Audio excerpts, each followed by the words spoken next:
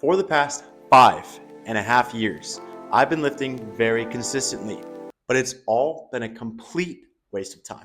Now, that's not exactly true, but I have missed out on a lot of potential. Now, in this video, I'm going to explain what I mean by missing out on potential, and then I'll show you guys how you can avoid missing out on your own potential and maximize your gains from the beginning. So what do I mean by missing out on potential? Well, I started lifting 5.5 years ago. Now that was the summer before my freshman year in high school, and I was lifting for summer football workouts. I was doing strength training. Now at that time, I'd never heard of a calorie. I didn't care how much protein I was getting in.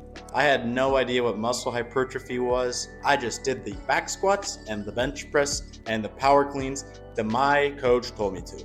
Today we're gonna do 6 sets of back squat and 5 sets of bench. Yes, coach. But not that that was not optimal, but it definitely was not optimal. But regardless, I built a lot of strength and I put on a good amount of muscle. This is what's called newbie gains. When you're new to some form of exercise, and in this case lifting, your body is very responsive to that stimulus. So in this case, the muscle building stimulus. This is actually why we see a lot of those gym transformations that are wild, where someone goes from being skinny to yoked in like 6 months. And this is probably because they'd never lifted prior to that, or they hadn't been consistent at all. And then they got very, very consistent. I think Hussein Fit is actually a pretty good example of this. He took full advantage of his newbie gains, got super dialed in on the gym, and absolutely transformed his body, and look at him now.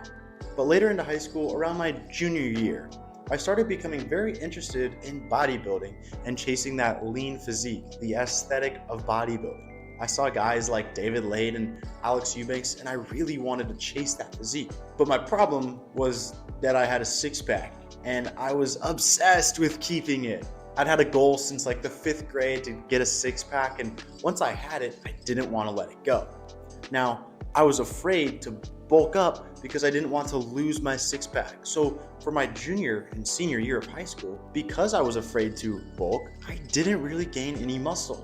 My strength increased a little bit, but my muscle size definition didn't really improve. This is what we call in the gym spinning your wheels, where you're doing the same thing consistently for 3, 4, 5 months, and you don't really gain muscle. Now I'm going to explain to you guys, whether you're new or been lifting for 2 to 3 or even 5 years like me, how to avoid spinning your wheels and start maximizing your potential gains. So for starters, if you're new to the gym, you have a peak opportunity ahead of you. What can you do aside from being consistent in the gym? Dial in your nutrition. Count your damn calories and count your protein intake. That is something that I could never consistently do throughout high school, even though I needed to do it to optimize my gains. Now, the main reason that we're focusing on protein and calories is because you can't build muscle without enough protein, and you're not going to gain any weight without being in a caloric surplus. But don't be afraid of a surplus, because you really only need a 200 to 300 calorie surplus to gain muscle. This is not that hard.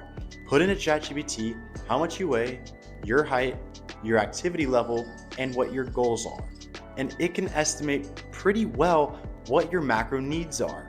Now, the way you can step up from that is just download an app. I recommend MacroFactor because it acts like an actual nutrition coach, and it's all on your phone, just right there in front of you, telling you everything you need to know. But honestly, if you choose to go into a 5 or even 1,000 calorie surplus, you will absolutely gain muscle. You will blow up and get super swole. Just know that you will need a nice cut phase later.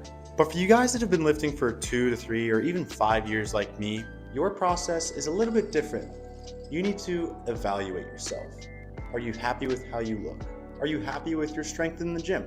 And what are your goals for your physique, for your strength, for your lifts? Because this is how you're going to decide if you need to cut or bulk. If you've been lifting for as long as you have and you have any kind of goals to increase strength, muscle, lean out, you're not going to do that eating at maintenance calories. It's not going to happen. So in a future video, I will be explaining how to cut properly and how to bulk properly. I'm actually lean bulking right now. I'll explain that in another video. Now, make sure you go follow me on TikTok at TyLiftsHeavy because I'm dropping daily fitness tips, oftentimes including tips on cutting or bulking properly. Now, after watching this video, go let me know in the comments. How are you going to optimize your gains starting right now? Whether you're new or been lifting for a long time, go let me know. Now, if you've enjoyed this video, help me out.